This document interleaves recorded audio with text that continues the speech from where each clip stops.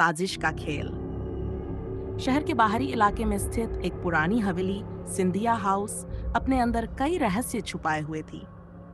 कई सालों से इस हवेली में कोई नहीं रहता था, लेकिन कहा जाता था कि वहां रात को अजीब अजीब आवाजें सुनाई देती थी। लोग कहते थे कि हवेली में आत्माएं हैं। एक दिन पुलिस को सूचना मिली कि हवेली के अंदर किसी की चीखें सुनाई दी हैं। इंस्पेक्टर आर्यन और उनकी टीम तुरंत मौके पर पहुंची। हवेली में कदम रखते ही उनके सामने एक रहस्यमयी माहौल था। दीवारों पर मकड़ी के जाले और धूल की मोटी परत ने बताया कि यहाँ सालों से कोई नहीं आया। जैसे ही टीम ने हवेली की तलाशी शुरू की, उन्हें एक कमरे में एक लाश मिली। लाश एक आदमी की थी, जिसकी उम्र करीब 40 साल थी। उसके गले पर गहरे कट के निशान थे और शरीर खून से लथपथ था। इंस्पेक्टर आर्यन ने तुरंत फोरेंसिक टीम को बुलाया। जांच के दौरान आर्यन को कमरे के एक कोने में एक डायरी मिली। डायरी में कुछ पन्ने फटे हुए थे, लेकिन जो लिखा हुआ था उसने मामले को और भी पेचीदा बना दिया। उसमें लिखा था, जो सच जानने की कोशिश करेगा उसकी यही हालत होगी। ये पढ़ते ही आर्यन समझ गए कि यह हत्या केवल एक अपराध नहीं, बल्कि एक बड़ी साजिश का हिस्सा है। मामले की तह तक जाने की कोशिश। जांच के दौरान पता चला कि मृतक का नाम करण मेहरा था, जो एक स्थानीय व्यवसायी था।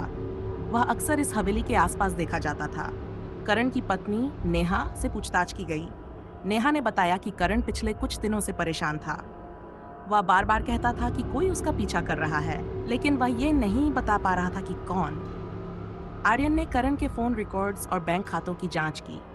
उन्होंने पाया कि करण के फोन पर किसी अनजान नंबर से बार बार कॉल्स आ रहे थे। वह नंबर हवेली के पास स्थित एक सुनसान गली में एक्टिव था। आर्यन और उनकी टीम उस गली में पहुंची। वहां उन्हें एक छोटा सा घर मिला जो खाली था। घर के अंदर उन्हें कुछ दस्तावेज मिले, जिनसे पता चला कि करण हवेली में छुपे हुए काले धंधों के बारे में जानकारी जुटा रहा था। रहस्यमय गवाह इसी बीच एक नया गवाह सामने आया। उसका नाम रोहित था। उसने बताया कि उसने करण को हवेली के अंदर कुछ लोगों से बहस करते हुए देखा था। रोहित ने दावा किया कि वह उन लोगों को पहचानता है। आर्यन ने रोहित की मदद से उन संदिग्धों का पता लगाया। उन लोगों में एक था रघु, जो शहर का नामी अपराधी था, और दूसरा था विनीत, जो करण का बिजनेस पार्टनर था। साजिश का फाबेदा पता चला कि रघु और विनीत मिलकर हवेली में गैर कानूनी कारोबार चला रहे थे। करण को इसकी भनक लग गई थी और उसने इसका पर्दाफाश करने की ठानी थी, लेकिन रघु और विनीत ने मिलकर करण को चुप कराने की योजना बनाई। करण को हवेली में बुलाकर उन्होंने उसे मार डाला और मामला आत्महत्या जैसा दिखाने की कोशिश की, लेकिन करण की डायरी और फोन ने उनकी साजिश का पर्दाफाश कर दिया। अंजाम रघु और विनीत को गिरफ्तार कर लिया गया। उन्होंने अपना जुर्म कबूल कर हवेली के रहस्य से पर्दा उठने के बाद स्थानीय लोग अब वहां जाने से नहीं डरते थे।